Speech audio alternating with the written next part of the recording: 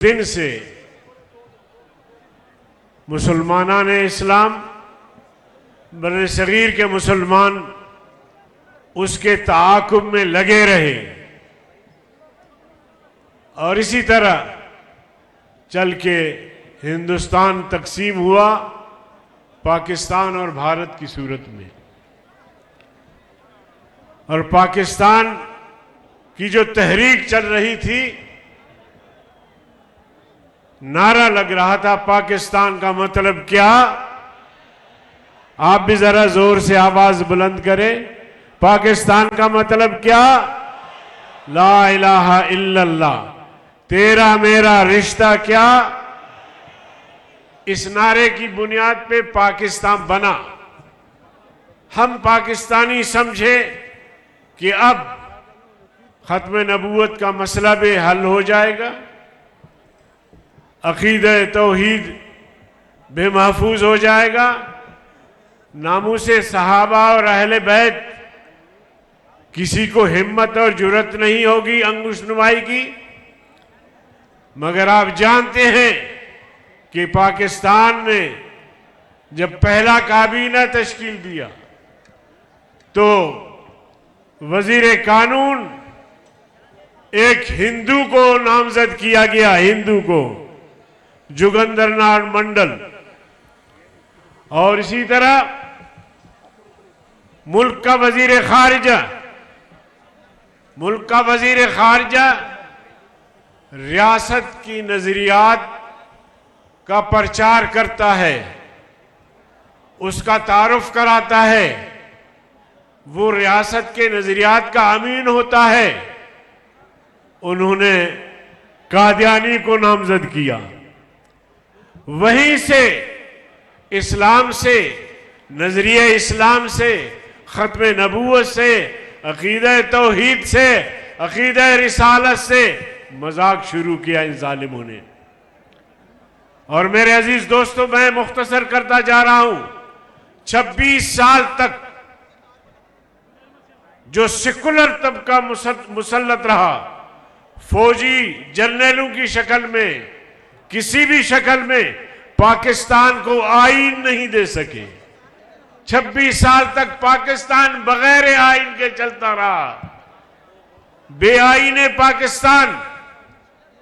1970 में जब हमारे अकाबिर मुफक्किर इस्लाम मौलाना मुफ्ती महमूद, हजरत मौलाना गुलाम गौस हज़ारवी, हजरत मौलाना अब्दुल हक साहब, हजरत मौलाना अब्दुल हकीम साहब, इसी तरह जमात इस्लामी से प्रोफेसर गफूर साहब, जमीयत उलमा पाकिस्तान से जनाब अल्लामा शाह अहमद नूरानी साहब रहमहुल्लाह, ये हजरात पार्लियामेंट में पहुंचे और इन्होंने पाकिस्तान को इस्लामी आईन दिया, इस्लामी आईन। मुझे याद है मुफक्किर इस्लाम मौलाना मुफ्ती महमूद फरमाते थे कि अगर मुझे इक्तिदार मिल जाए, इस आईन को सामने रखकर इस मुल्क को इस्लामी फलाही रियासत बना सकता हूं। नारा लगाइए जरा मुफ्ती साहब, मुफक्किर इस्लाम मौलाना मुफ्ती महमूद। तो इस्लामी आईन दिया। 1974 में जब तहरीक चली, हालांकि इससे पहले भी तहरीकें चलती रही, 10,000 लोग एक तहरीक में शहीद हुए, मसला हल नहीं हुआ। जब मेरे अकाबिर पार्लियामेंट में पहुंचे, उन्होंने मिर्जा नासिर को पार्लियामेंट में तलब किया। पार्लियामेंट के अराकीन ने उसकी शक्ल सूरत देखी तो हजरत मुफ्ती साहब फरमाते थे कि मुझसे पूछते थे कि ये शख्स भी काफिर हो सकता है। मगर मुफक्किर इस्लाम मौलाना मुफ्ती महमूद नव्वरल्लाहु मरकदहू ने और उनके साथियों ने दलाइल व बराहीन से यह साबित कर दिया कि गुलाम अहमद कादियानी और वो टोला पूरे का पूरा काफिर है। और फिर पार्लियामेंट ने मुत्तफका तौर पर कादियानियों को गैर मुस्लिम अकलियत करार दिया गया और ये लिख दिया गया कि कोई कादियानी आज के बाद किसी कलीदी असामी पर नहीं आ सकता। आईन में लिख दिया गया कि कादियानी शायर इस्लाम इस्तेमाल नहीं कर सकते।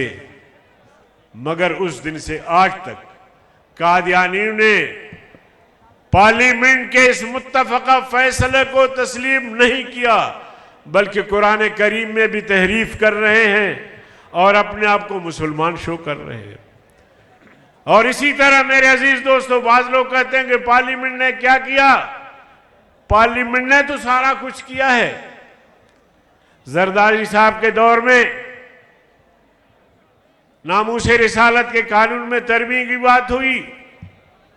आसिया मसीह गिरफ्तार थी। गवर्नर साहब ने यहां कह दिया कि नामूसे रिसालत के कवानीन नौजुबिल्लाह ये काले कवानीन हैं। हमने उसको कुछ नहीं कहा। उसके अपने गनमैन ने उसको ठिकाने पहुंचा दिया। मैं मुख्तसर करता हूं। फिर जनाबे वाला नवाज शरीफ के दौर में हल्फनामे में तरमीम की कोशिश की गई। कौमी असेंबली से पास हुआ, फिर सेनेट से पास हुआ। हमने जमीयत उलमा इस्लाम का इजलास बुलाया और उनसे मशवरा किया, वकला से मशवरा किया कि ये हल्फनामे में मैं हल्फन इकरार करता हूं, लफ्ज हल्फ काट दिया गया है, तो क्या इससे कानून में कोई कमजोरी आ सकती है? तो वकीलों ने कहा कि इसका जो कानून का जो जौहर है वो खत्म हो जाएगा। कायदे जमीयत मक्के में थे। मैंने उनको फोन किया कि नवाज शरीफ को समझाओ, कहो कि पुराना जो हल्फनामा है उसको दोबारा बहाल करें। आप यकीन जानिए, सुबह मैंने नमाज से सलाम फेरा तो कायदे जमीयत का फोन आया कि मैंने नवाज शरीफ पर वाजे कर दिया है कि अगर ये हलफनामा जिसमें तरमीम हुई है ये इसी तरह रहा तो फिर हम सड़कों पे आएंगे, तुम मुकाबला नहीं कर सकोगे। और वो आइन, वो हलफनामा फिर दोबारा कौमी असेंबली और सेनेट से मुत्तफका तौर पर बहाल हुआ। और उस मौके पर मैंने कहा कि ये पैगंबर करीम सल्लल्लाहु अलैहि वसल्लम का जिंदा मोजज़ा है कि 40 साल कबल इस पार्लियामेंट ने कादियानियों को काफिर करार दिया था। आज फिर मुत्तफका तौर पर पार्लियामेंट ने कादियानियों की कुफर पर मोहर तस्दीक सबत करके ये बताया कि कादियानी कल भी काफिर थे, कादियानी आज भी काफिर है और कादियानी क़यामत तक काफिर रहेंगे। और इसी तरह आखिरी पॉइंट पे, इसी तरह इमरान हुकूमत में फिर तरमीम की कोशिश की गई। जमीयत उलमा इस्लाम ने 15 मिलियन मार्च किए मुल्क भर में खत्म नबूवत के नाम से। आखिरकार पीटीआई को मजबूर होना पड़ा, उन्हें झुकना पड़ा और उठकर उन्होंने कहा कि जी हम ये तरमीम वापस लेते हैं। तो मेरे अजीज दोस्तों, वक्त कायदीन ज्यादा है। मैं आपसे ये कहना चाहता हूं कि मौलाना फजल रहमान साहब की ज़ात अक़दस उम्मत मुस्लिमा के लिए और पाकिस्तान के अवाम के लिए नेमत उज़्मा से कम नहीं। हर मैदान में जहां भी कोई मसला दीन का, शरीयत का, मदारिस का, मसाजिद का, खत्म नबूवत का, अल्लाह के फजल करम से वो सबसे आगे और हम उसके पीछे। तो मैं एक बात वाजे करना चाहता हूं। अभी मुझे कहा जा रहा था कि तफसीली फैसला नहीं आया है। इंशाअल्लाह तफसीली फैसला भी आएगा।